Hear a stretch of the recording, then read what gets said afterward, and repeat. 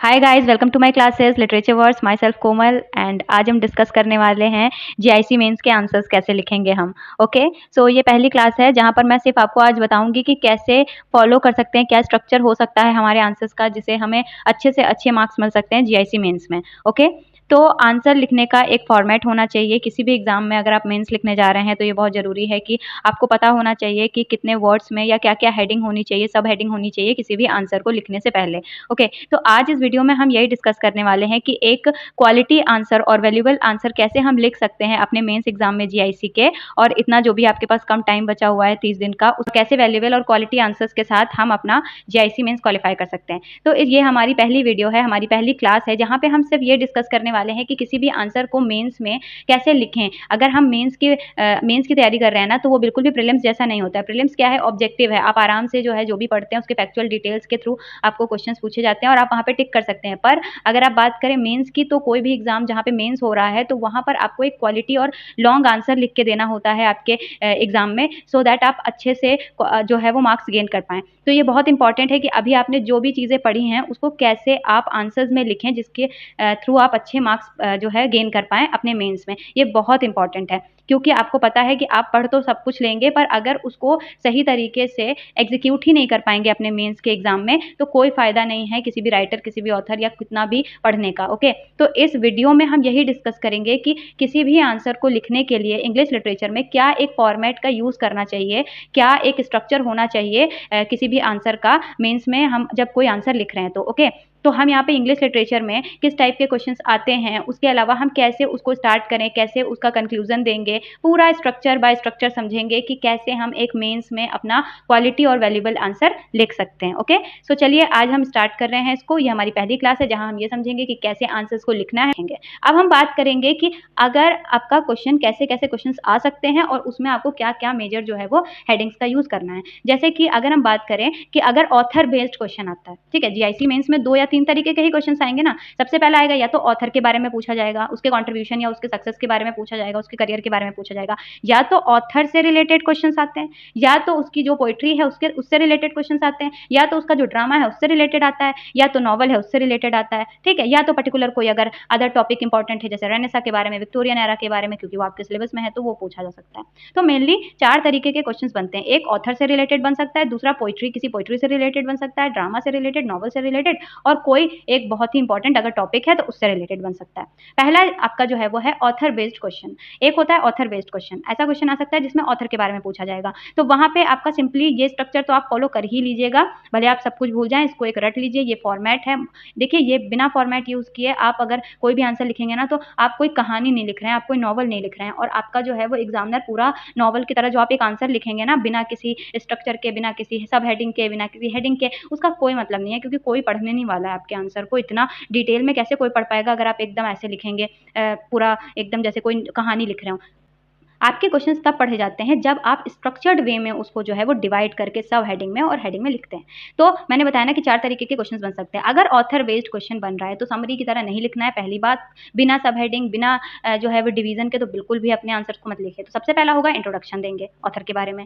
दूसरा उसके लाइफ के बारे में बताएंगे। अगर ऑथर बेस्ड क्वेश्चन है तो सबसे पहले ऑथर के बारे में एक छोटा सा इंट्रोडक्शन दीजिए, फिर उसके लाइफ के बारे में जितनी भी इंफॉर्मेशन आपको है वो सब बताइए। मेजर जो है वो वर्क के बारे में उसके बताइए, उसके थीम क्या थे, क्या थीम्स वो यूज करता था वो बताइए, स्टाइल किस स्टाइल के लिए वो फेमस है वो बताइए, कंट्रीब्यूशन क्या है, सिग्निफिकेंस क्या है इंग्लिश लिटरेचर में उस पर्टिकुलर राइटर का वो बताइए। क्रिटिकल व्यूज दीजिए अपने, बैलेंस होना चाहिए पर क्रिटिकल व्यूज जरूर दीजिए कि क्या उसका स्ट्रेंथ था, क्या डिस्कशन है, ठीक है, क्या चीजें हैं जो आपको जो है वो उसके बारे में लोगों ने, अदर जो है वो राइटर्स ने, अदर क्रिटिक्स ने बोली हैं। अगर आपको पता है तो आप एक बैलेंस्ड जो है वो क्रिटिकल व्यू दे सकते हैं कि इसके बारे में इस जो है पर्टिकुलर क्रिटिक ने ये बोला है, तो क्रिटिकल व्यू आपको देना है, ज्यादा नहीं, 1 से 2 का दे दीजिए बस। और फिर आपको कंक्लूजन देना है, ठीक है, जो भी आपने आंसर लिखा है उसको कंक्लूड करिए, उसका इंपॉर्टेंस बताइए, एक बैलेंस्ड जो है अपना जजमेंट बताइए। That's it. ओके, तो अगर ऑथर बेस्ड क्वेश्चन है तो आपको इंट्रोडक्शन, उसके लाइफ के बारे में, मेजर वर्क के बारे में, थीम स्टाइल के बारे में, कंट्रीब्यूशन के बारे में, इसके अलावा आपका क्रिटिकल व्यू जो है जो भी किसी ने दिया है वो, और कंक्लूजन। ठीक, सेकंड आपका आता है अगर पोइट्री बेस्ड आपका जो है वो क्वेश्चन है तो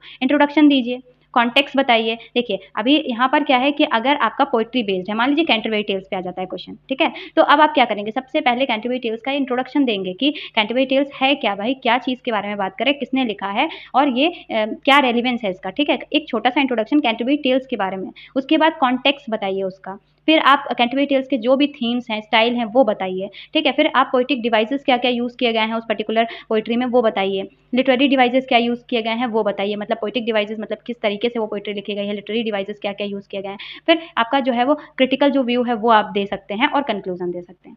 अब हम बात करेंगे नॉवल के बारे में। अगर नॉवल पे क्वेश्चन है, मान लीजिए ओलिवर ट्विस्ट पे क्वेश्चन है, ठीक है? या आपके जो है वो अदर जितने भी चार्ल्स डिकेंस या हार्डी के नॉवेल्स हैं, उनके ऊपर अगर आपका है, नॉवल के ऊपर क्वेश्चन है, तो आप कैसे कर सकते हैं? सबसे पहले आप इंट्रोडक्शन देंगे उस पर्टिकुलर नॉवल का, मेन सेम है, इंट्रोडक्शन तो सब में ही देना है आपको, ताकि एक आइडिया पहले आप स्टार्ट तो करेंगे ना कहीं से, तो इंट्रोडक्शन दीजिए। प्लॉट के बारे में ब्रीफली बताइए, मतलब अगर आपको पता है कि वो 4 से 5 बुक में डिवाइडेड है या फिर आपको पता है कि चैप्टर बाय चैप्टर नहीं तो कुछ सेक्शंस में डिवाइडेड है, तो प्लीज़ आप उसको पैराग्राफ चेंज कर कर के ब्रीफली जितना हो सकता है प्लॉट के बारे में एक अच्छा-सा जो है वो क्वालिटी जो है आंसर बताइए, ठीक है? प्लॉट के बारे में डिस्कस करिए। फिर उसके पर्टिकुलर सारे कैरेक्टर्स नहीं कर सकते, पर पर्टिकुलर जो मेन कैरेक्टर्स हैं, उनको डिस्कस करिए। थीम डिस्कस करिए, उसमें क्या यूज़ किया गया, नैरेटिव टेक्निक्स क्या यूज़ की गई हैं उस नॉवल के अंदर, स्टाइल क्या है उस नॉवल का, क्रिटिकल इवैल्यूएशन करिए उस नॉवल का, जहाँ पर आपको अपना खुद का नहीं बताना है, किसी ने अगर उस नॉवल के बारे में कुछ क्रिटिकल इवैल्यूएशन किया हुआ है, तो उसको आप मेंशन कर सकते हैं। जैसे मान लीजिए कि ओलिवर ट्विस्ट के बारे में अगर कोई क्रिटिकल व्यू है किसी जो है वो पर्टिकुलर क्रिटिक का हमारे लिटरेचर में, तो आप उसको 2 लोगों को किसी को ऐड कर दीजिए, ठीक है? तो ये हो गया। अब आप देंगे कन्क्लूज़न, जहाँ पे आप पूरे अपने आंसर को कंक्लूड करेंगे, ठीक है? तो नॉवेल्स के बारे में ऐसे, अगर नॉवल बेस्ड क्वेश्चन है तो ऐसे करेंगे। अब हम बात करेंगे ड्रामा बेस्ड क्वेश्चन, जो कि मान लीजिए कि 1 से 2 तो आना ही है। अब अगर मान लीजिए कि ड्रामा बेस्ड क्वेश्चन है तो क्या करेंगे? सबसे पहले हम क्या करेंगे कि आपका इंट्रोडक्शन देंगे, उसके बाद प्लॉट के बारे में बताएँगे। यहाँ भी प्लॉट के बारे में बता रहे हैं नॉवल में भी, और यहाँ भी प्लॉट के बारे में बता रहे हैं, तो कहेंगे इसमें इतना क्या है, सब में सेम है। नहीं, यहाँ पर इंट्रोडक्शन देने के बाद आपको एक्ट वाइज़ लिखना है। ये नहीं कि आपने मान लीजिए कि नॉवल में क्या है, नॉवल में तो आपने स्टार्ट किया पैराग्राफ चेंज कर कर के प्लॉट के बारे में दे दिया आपने पूरा डिस्क्रिप्शन। बट आपका अगर ड्रामा है, तो मान लीजिए कोई शेक्सपियर का ड्रामा आप के बारे में अगर क्वेश्चन है, ठीक है? तो आप प्लॉट में ये नहीं है कि आप पूरी कहानी लिखते चले जा रहे हैं कि अरे, अरे ये चीज़ें हुई। नहीं, आपको एक्ट 1 उसमें जो पूरा एक जहाँ तक वो पूरी स्टोरी वहाँ पर एक्ट 1 में हुई है वो बताइए। एक्ट 2 के बारे में तो जो भी है पूरा एक समरी में बताइए। एक्ट 3, एक्ट 4, एक्ट 5, ठीक है? तो ये आपको एक्ट वाइज़ डिवाइड करना है, ओके? अपना जो भी ड्रामा होता है ना, वो एक्ट वाइज़ ही होता है ना, तो एक्ट वाइज़ ही हम उसको प्लॉट में आपका बताएँगे। फिर उसके मेन कैरेक्टर्स के बारे में सारे जो है डिस्क्रिप्शन देंगे, कुछ अगर फेमस लाइन है तो मेंशन कर देंगे, उस कैरेक्टर ने अगर बोली है, ठीक है? स्टार्टिंग लाइन अगर है तो वो मेंशन कर देंगे, ठीक? इसके अलावा थीम क्या था उस पूरे पर्टिकुलर ड्रामा का, वो बताएँगे। ड्रामेटिक टेक्नीक क्या-क्या यूज़ की गई हैं उस ड्रामा के अंदर, वो बताएँगे। लैंग्वेज स्टाइल कैसा था, ठीक है? कोई क्रिटिकल व्यू है तो वो बता देंगे, और कंक्लूज़न। तो देखिए ज़्यादा चीज़ें चेंज नहीं है, बस आपको थोड़ा-सा दिमाग लगाना है कि हमारा आंसर जो है वो ऐसा ना हो कि बस समरी वाइज़ हो, एक नॉवल की तरह हो, जो राइटर देखते ही उसको पसंद ना आए, या फिर अगर आपने बहुत क्वालिटी आंसर भी लिखा है ना समरी में, तो भी उसको ऐसा लगेगा कि शायद आपको चीज़ें उतना नॉलेज नहीं है। तो क्वालिटी आंसर लिखने का यही है कि आप थोड़ा-सा डिवीज़न करें अपने आंसर्स के अंदर, जो यही चीज़ें वर्क करती हैं। तो अब हम बात करेंगे लिटरेरी एज के बारे में। तो अगर क्वेश्चन लिटरेरी एज से पूछा जा रहा है, जैसे मान लीजिए रेनेसां के बारे में पूछा जा रहा है या विक्टोरियन एरा के बारे में पूछा जा रहा है, तो सबसे पहले आप इंट्रोडक्शन दीजिए, ठीक है? हिस्टोरिकल बैकग्राउंड बताइए कि क्या हिस्टोरिकल बैकग्राउंड रहा, कैसे रोमांटिक एरा जो है वो क्या रीज़न्स बने रोमांटिक एरा के, तो भाई इंडस्ट्रियलाइज़ेशन था या अदर जो चीज़ें हो रही थी, नेचर से लोग दूर जा रहे थे, ये सारा ही तो रीज़न है ना हमारे जो है वो आपका रोमांटिक एरा का। तो आप इसको थोड़ा-सा बताएँगे। फ्रेंच रेवोल्यूशन का जो बैकग्राउंड है अगर, तो वो बताएँगे। जैसे अब विक्टोरियन आपका जो है एरा है, तो उसमें इंडस्ट्रियलाइज़ेशन के बारे में आप बता सकते हैं। वहीं रोमांटिक एरा है, तो आप बता सकते हैं जो है वो फ्रेंच रेवोल्यूशन जो उस टाइम का था, उसका जो इन्फ्लुएंस था लोगों पर, ये सारी चीज़ें। मतलब हिस्टोरिकल बैकग्राउंड आपको सिंपली हर एक ऐज का हिस्टोरिकल बैकग्राउंड है, आपको वो देना है, ठीक है? इंट्रोडक्शन के बाद। सोशल एंड पॉलिटिकल फीचर्स जो है, उसके वो बताएँगे। सोशल लेवल पे क्या चीज़ें थी जो जो इन्फ्लुएंस करती हैं उस ऐज को। अगर रोमांटिक एरा आया, तो उसका कुछ सोशल कॉज़ भी था और पॉलिटिकल कॉज़ भी था। अगर सोशल कॉज़ की बात करें, तो नेचर से लोग दूर जा रहे थे, और वर्ड्सवर्थ ने लिखा भी है कि बहुत ज़्यादा मटेरियलिस्टिक हुए जा रहे थे लोग और नेचर से दूर जा रहे थे। और पॉलिटिकल की बात करें तो फ्रेंच रेवोल्यूशन का बहुत ज़्यादा जो है वो इम्पैक्ट था आपके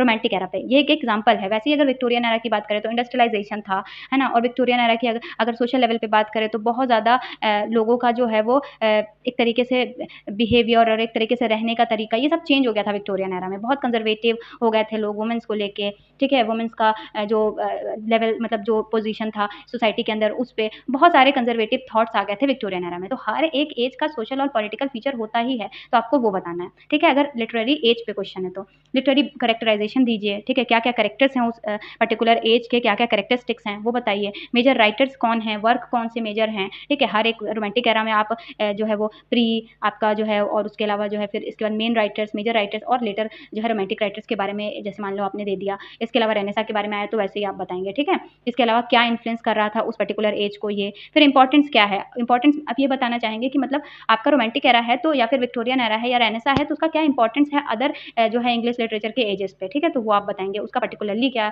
इंपॉर्टेंस है वो बताएँगे और कंक्लूजन देंगे जहाँ आप सब कुछ कंक्लूड करेंगे।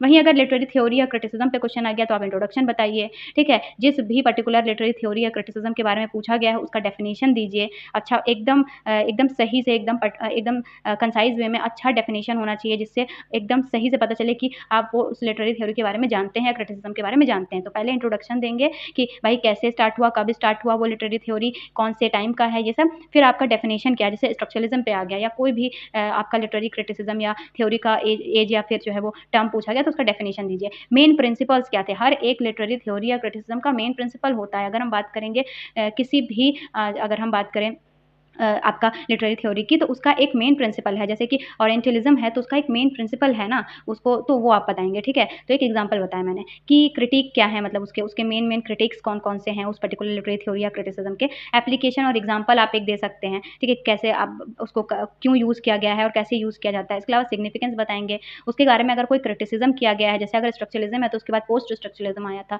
तो वैसे ही अगर हम बात करें कि कोई भी लिटरेरी थ्योरी या क्रिटिसिज्म जो आपके सिलेबस में है उसका क्या उसके बारे में अगर कोई क्रिटिसिज्म है, उस पे क्वेश्चन आया तो आप क्रिटिसिज्म बताएँगे और फिर आप उसको कंक्लूड करेंगे।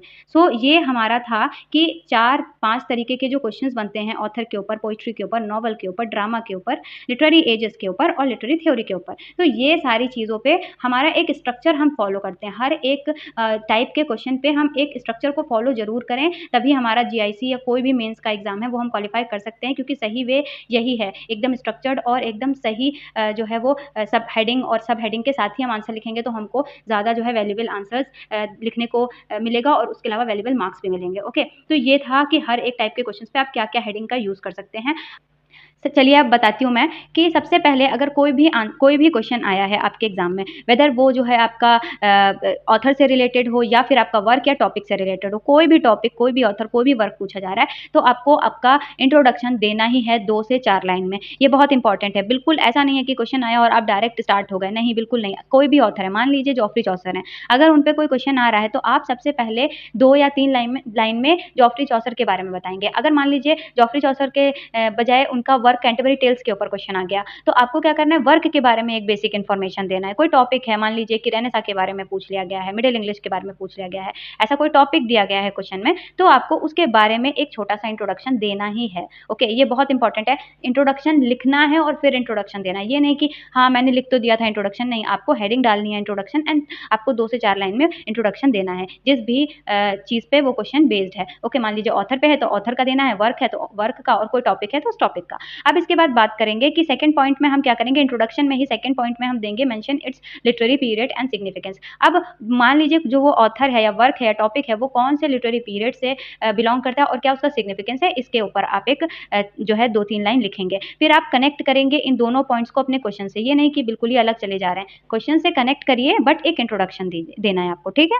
अब मैं आपको एक एग्जांपल के थ्रू बताती हूँ। यहाँ पे एक क्वेश्चन है कि जॉफ्री चौसर को जो है वो फादर ऑफ इंग्लिश जो है वो पोएट्री कहा जाता है। तो क्या ऐसा उन्होंने मिडिल इंग्लिश में जो है मिडिल इंग्लिश के टाइम पे कैसे उन्होंने पोएट्री को लिखा जो आपका पोर्ट्रे करता है मेडिवल सोसाइटी को। ओके, तो कैंटरबरी टेल्स इसका एग्जांपल है। ओके, आपने देखा है कैंटरबरी टेल्स में कैसे उन्होंने मेडिवल सोसाइटी के बारे में, वहाँ के लोगों के बारे में मिडिल इंग्लिश में लिखा है और इसलिए तो उनको फादर ऑफ इंग्लिश पोएट्री कहा जाता है क्योंकि ये एक प्राइम एग्जांपल थे जॉफ्री चौसर, जो उस टाइम की सोसाइटी को अपने वर्क के थ्रू और उस टाइम के होने वाले जो भी सिग्निफिकेंस इवेंट हैं उनको दिखा रहे थे। ठीक है, तो आपको क्या करना है कि एक एग्जांपल के थ्रू आपको, जैसे जॉफ्री चौसर के बारे में अगर पूछा जाता है कि क्यों बोले जाते हैं वो, क्यों बोले जाते हैं भाई फादर ऑफ इंग्लिश पोएट्री, तो आपको एक छोटा-सा एग्जांपल ऐसे ही देना है कि क्यों बोले जाते हैं। क्योंकि उन्होंने मिडिल इंग्लिश में जो है वो रियलिस्टिक पोर्ट्रे किया है मेडिवल सोसाइटी को उस टाइम के, इसीलिए तो उनको बोला जाता है ना उस टाइम का या फिर फादर ऑफ इंग्लिश पोएट्री, ठीक है? क्योंकि मिडिल इंग्लिश का यूज़ किया, उसके बाद मेडिवल सोसाइटी को, उस टाइम की सोसाइटी को पूरी अच्छे तरीके से पोर्ट्रे करके अपने जो है सारे वर्क में उन्होंने दिखाया है, जो भी उन्होंने वर्क लिखे हैं। तो वो डिटेल में जाते थे कैरेक्टर्स के,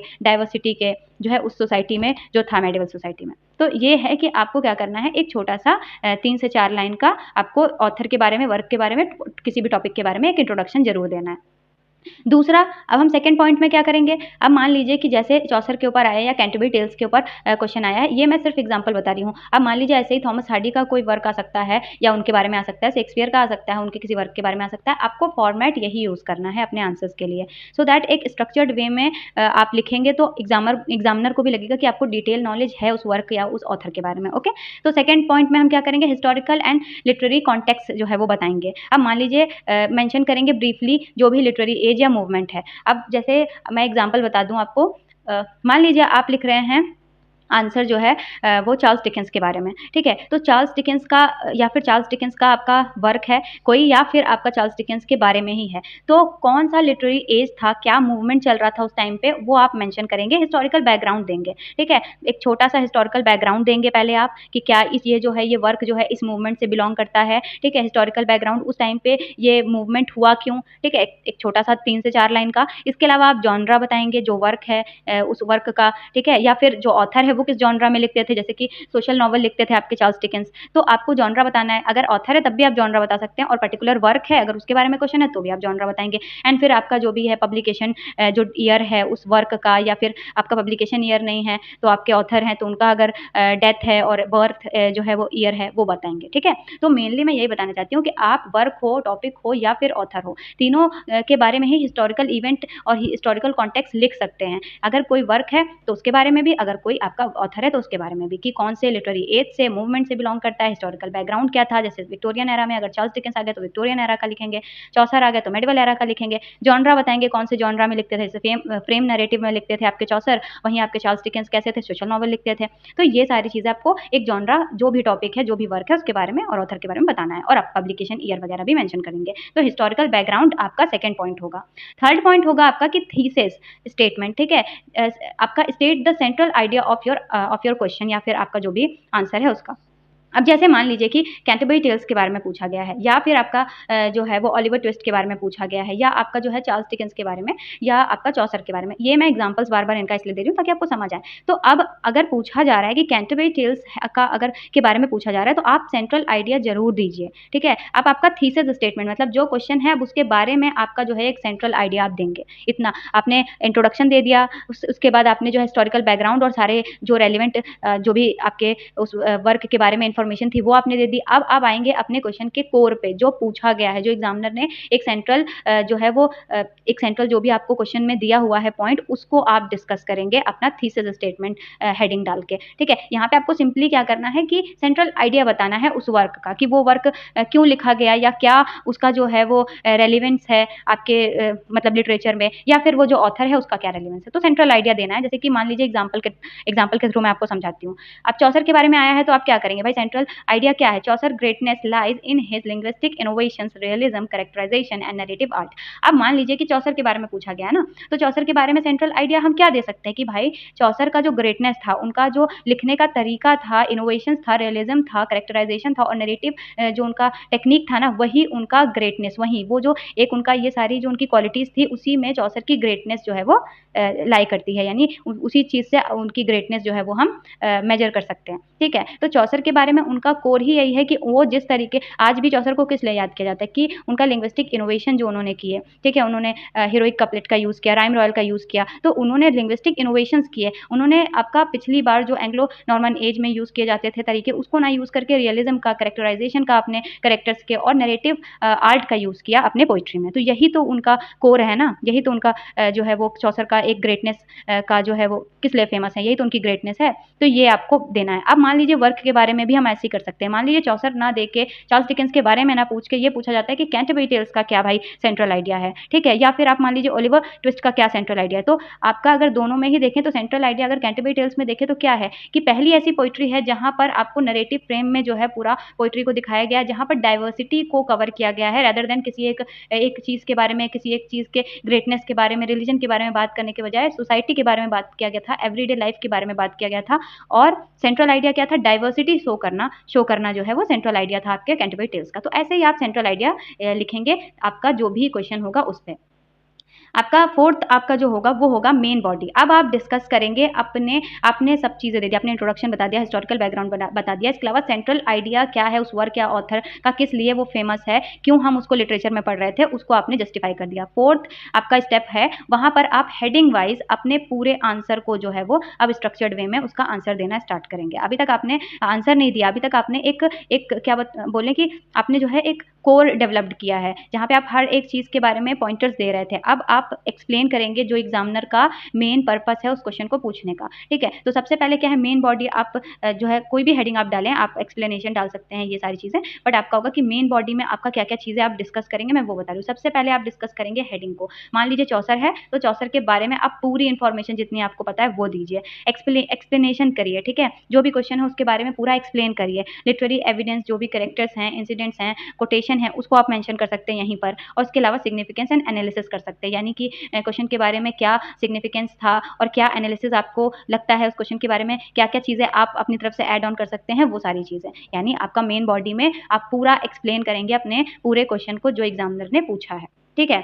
अब एग्जाम्पल के तौर पे आपको मैं बता देती हूँ, जैसे कि अगर मान लीजिए कि चौसर पे आया है तो यूज़ मिडिल इंग्लिश। अब मान लीजिए चौसर पे आया तो क्या करेंगे भाई, बताएंगे कि क्यों वो जो है, क्यों वो फेमस है, तो यूज़ करा उन्होंने मिडिल इंग्लिश को, एस्टैब्लिश किया इंग्लिश को as literary language, Canterbury tales जैसा एक बेस्ट वर्क लिखा है उन्होंने, इसीलिए हम पढ़ रहे हैं उनको। इसके अलावा इन्फ्लुएंस लेटर इंग्लिश राइटर्स, इसके अलावा ये जो कैंटरबरी टेल्स है, ये जो उनका लिखने का तरीका है, इसने इन्फ्लुएंस किया था लेटर जो है वो राइटर्स को, इसीलिए तो भाई हम चौसर को पढ़ते हैं ना। इसके बाद repeated this format for each point, और इसके अलावा ऐसे ही आप अदर राइटर्स के लिए भी आप यूज़ कर सकते हैं, ठीक है। अगर बात करेंगे कि अगर हम चार्ल्स डिकेंस की बात करें तो क्या है उनका मेन पर्पस, क्या है भाई कि सोशल नॉवेल्स लिखते थे, ठीक है। इसके अलावा विक्टोरियन एरा के मेजर सिग्निफिकेंस फिगर बने, जिनके वजह से जो है वो सोशल जो भी चीज़ें हैं वो डिस्कस किया उन्होंने अपने जो है नॉवेल्स में। उसके अलावा उनका जो वर्क है ओलिवर ट्विस्ट, वो क्या एक बेस्ट एग्जाम्पल है, तो आप वो एक दे सकते हैं, या कोई भी वर्क उनका, उनके तो बहुत सारे वर्क हैं। इसके अलावा आपका इन्फ्लुएंस क्या है अदर राइटर्स पे, उसके बाद विक्टोरियन एरा के बाद उनका क्या इन्फ्लुएंस था अदर चीज़ों पे। तो ये एक एग्जाम्पल दे रही हूँ जहाँ पे आप मेन फोर्थ स्टेप में आप पूरा जितनी भी चीज़ें आपको आंसर के बारे में पता है, जो भी चीज़ें आप पढ़ कर गए हैं, आप उसको ऐसे ऐड कर सकते हैं अपनी मेन बॉडी में आंसर देते टाइम। अब हम बात करेंगे लिटरेरी डिवाइसेस की। फिफ्थ स्टेप होगा कि कोई भी वर्क है या कोई भी ऑथर है, तो वो कोई ना कोई जो है वो आपका जॉनरा में लिखता है, या कोई ना कोई थीम उसके वर्क में आपको एकदम फिक्स्ड मिलेगा। जैसे कि अगर हम बात करें कैंटरबरी टेल्स की, तो वहाँ पे फ्रेम नैरेटिव है, और चौसर की बात करें तो वो फ्रेम नैरेटिव में ड्रीम विजन में ही उन्होंने बहुत सारी पोइट्री लिखी हुई है।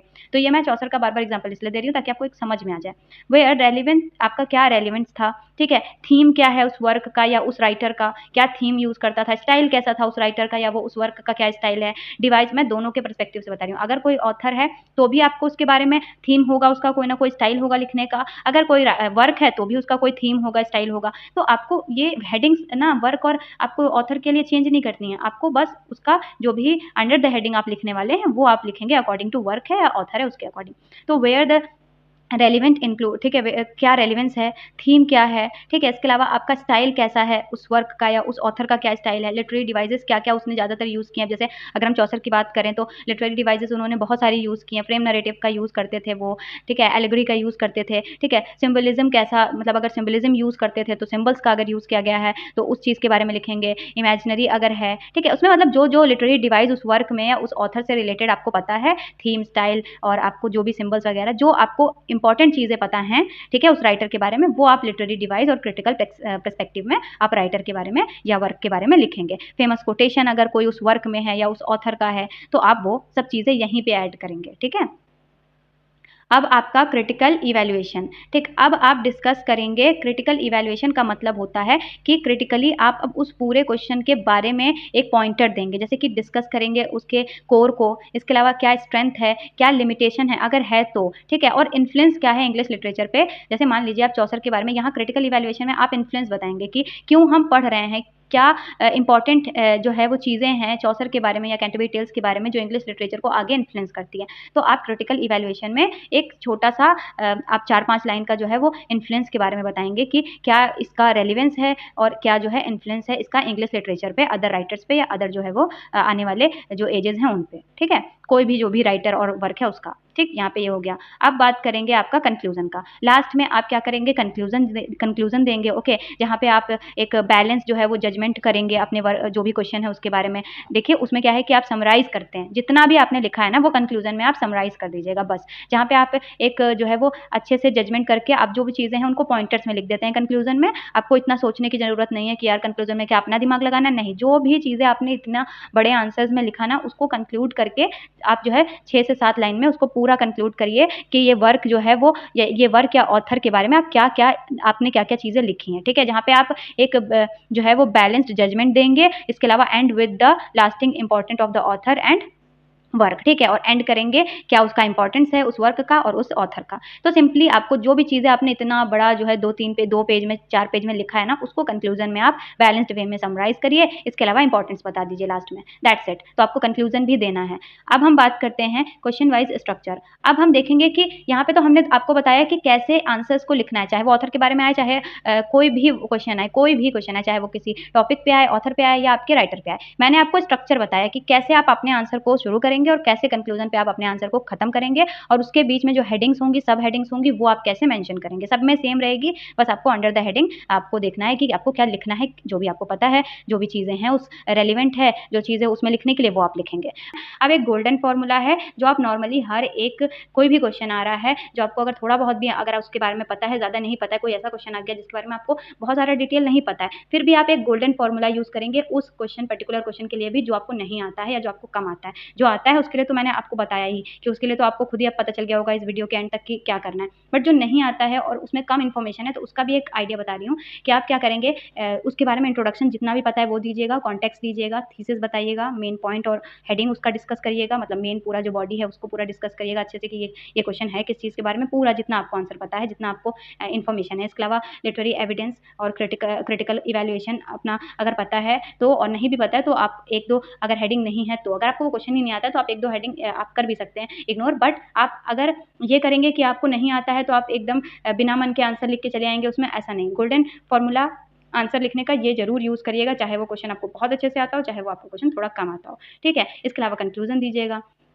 So that's it for this video. और यही मेरा इस पूरे वीडियो में एक तरीके से एम था कि मैं आपको बता पाऊँ कि किस तरीके से मेंस में आंसर लिखना है, क्या एक अच्छा तरीका है मेंस में आंसर लिखने का। क्योंकि अगर आपको ये पूरा फॉर्मेट पता होगा तो आप किसी भी नॉवल के बारे में आप प्रिपेयर करेंगे या किसी भी ऑथर के बारे में प्रिपेयर करेंगे, अपना आंसर राइटिंग करते टाइम ये सब चीज़ें आप डिवाइड कर सकते हैं। अच्छा, एक और चीज़ मैं बोलना चाहूँगी कि ये करने से आपको खुद भी आंसर याद करने में थोड़ा इंटरेस्ट आएगा, क्योंकि अगर बहुत सारी इन्फॉर्मेशन होती है और हम एक साथ लिख रहे होते हैं तो हमें भी फ्रस्ट्रेशन होती है। पर अगर आप हेडिंग वाइज उसको डिवाइड करते हैं तो आपको भी पता चलता है कि आपको कितनी इन्फॉर्मेशन अभी पता है उस वर्क के बारे में और कितनी नहीं पता है। मान लीजिए आपके पास आपने कैंटरबरी टेल्स पे लिखना प्रैक्टिस करना स्टार्ट किया, तो आपने हेडिंग्स बनाई। अब उसके में मान लीजिए 5 हेडिंग पे आपने लिख लिया, पर आपके 3 हेडिंग है जो अभी भी आपको लग रहा है कि यार इसमें मैं क्या लिखूँ? तो कम से कम आप उस पे जाके इन्फॉर्मेशन कलेक्ट कर सकते हैं, ठीक है? तो इसीलिए हेडिंग पे लिखना या हेडिंग के थ्रू लिखना अपने आंसर को बहुत अच्छा होता है, ठीक है? तो अब आप क्या करेंगे कि अब आप प्रैक्टिस करिए अपने जो भी आप ऑथर को या जो भी वर्क को या जो भी एज को अभी आप प्रिपेयर कर रहे हैं, आप उसका आंसर लिखिए ऐसे हेडिंग वाइज। और आपको अगर ये पीडीएफ चाहिए तो ये मैं टेलीग्राम पे अपने जो है वो इसके बाद क्लास के बाद जो है मैं पोस्ट कर देती हूँ, आप वहाँ पे जाके इसको ले सकते हैं। सो ये मेरा यही तरीका था कि अब आप प्रैक्टिस करना स्टार्ट करिए अपने मेंस के आंसर्स की, और फॉर्मेट आप ऐसे यूज़ करिए, ठीक है? और जो इन्फॉर्मेशन आपको मान लीजिए जितना आप लिख ले रहे हैं उस आंसर के बारे में वेल एंड गुड, और जो नहीं लिख पा रहे हैं उसके बारे में थोड़ा सा और रिसर्च कर लीजिए, जिससे कि आपको एक इन्फॉर्मेशन भी हो जाएगी और अच्छे से, और आपका परफेक्टली जो है वो पूरा आंसर तैयार भी हो जाएगा, ठीक है? तो अब हम यहाँ पे इसको एंड करते हैं। अब मेरी पहली क्लास होगी जहाँ हम जॉफ्री चौसर को डिस्कस करेंगे और कैसे उनके कौन से जो है इंपॉर्टेंट क्वेश्चंस बन सकते हैं उनके एज से, उनके वर्क से या उनके खुद पे, तो वो हम डिस्कस करेंगे 5-6 क्वेश्चंस, और उसके अलावा कैसे उसका आंसर हम लिख सकते हैं वो भी डिस्कस करेंगे। Okay, so thank you so much for this video. I hope कि आपको ये अच्छा लगा हो, और इसका पीडीएफ आपको टेलीग्राम पे मिल जाएगा। ओके।